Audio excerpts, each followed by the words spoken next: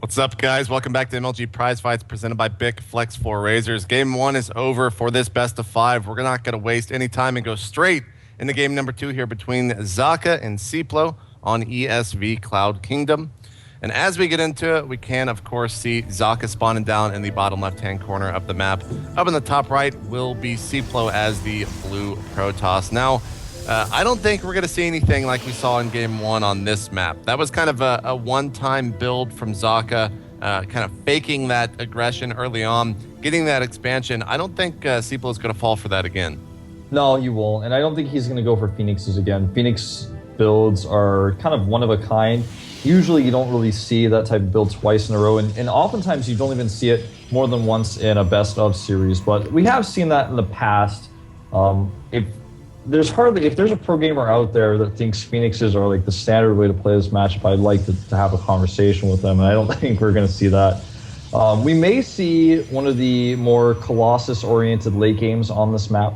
This map does have some opportunities for Blink Stalkers, as the third base location does have an area where you can easily blink in if you have vision of it. So Blink Stalkers are quite popular on this map as well.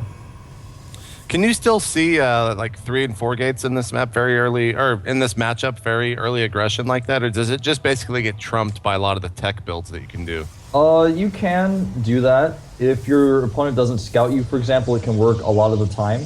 Or if you make your gateways a little bit late and do a slightly delayed push like that, it's a 4 gate that's not as fast as usual. That can work sometimes as well. Depends on how greedy your opponent is. Sometimes people go double gas before core these days, and that type of build dies very easily to a 4 gate. But since most people are not doing that, people feel like they can get away with it. So every now and then, yeah, you will see that. I remember actually watching Alicia play at the Spring Championships, and it was on this map. He went for a very aggressive, I think it was a 3 gate, but he put a pylon back here at the third. So if you go to the main base of Socke and go to the little mineral expansion to the third to the right of it, you can put a pylon there and you get a little bit of ground to warp in on, and that was very effective. So we'll see if any of these players do something like that, as it was definitely a build catered to this map. That is pretty cool. I'd be really excited if we saw something like that. We see a very fast Twilight Council going down for Seiplo, and it makes me wonder if we are going to see a Dark Templar build. It's possible. And he is chrono boosting out a Stalker as well. DTs, though, like I said, not as common as Blink Stalkers on this map because Blink is so good. Mm-hmm. But I have a DT feel going on right now. I feel like he's going to go DTs. Sometimes I sense it. Sometimes I'm wrong, but I get that feeling.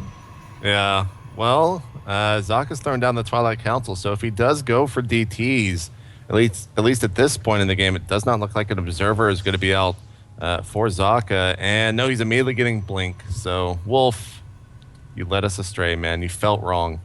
It's because it's raining where I am, man. If it's raining, then like my Blink Stalker sense versus DTs, it's sometimes a little off. Sorry to lead you guys astray. It's okay. It's okay. There was a disturbance in the force and it messed you up. Yeah, that's exactly what happened. But there's 4 gateways now going up for Seiplo, who's definitely going to be doing an all-in here with his Blink Stalkers. And look at that, a Dark Shrine coming down for Socke. So were you right? Like, I don't know if I can give you credit. Yeah, see, that's the thing. I didn't predict it for this one, but maybe this is why my senses were a little bit off. If both players go Twilight, it can really throw me off. I don't know. Well, right now, I was talking about how Socke is not going to have detection. Seiplo is not going to have detection of his own, but he's going to have a huge onslaught of units here pretty soon. No forward pylon just yet, though, as I think one of the probes was sniped. But he is right outside, and the probe is already halfway across the map.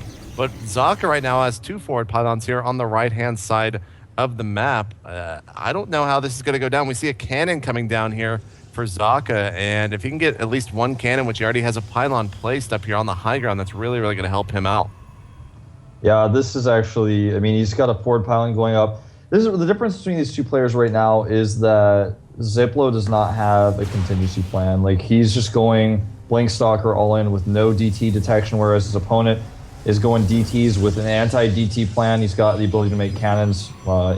He's totally prepared. Socke's first 2 DTs may just end this game. Doesn't even have a sentry. Yeah, So, Socke has no sentries at his ramp here, which means Seiplo's going to be able just to waltz right up or blink right up.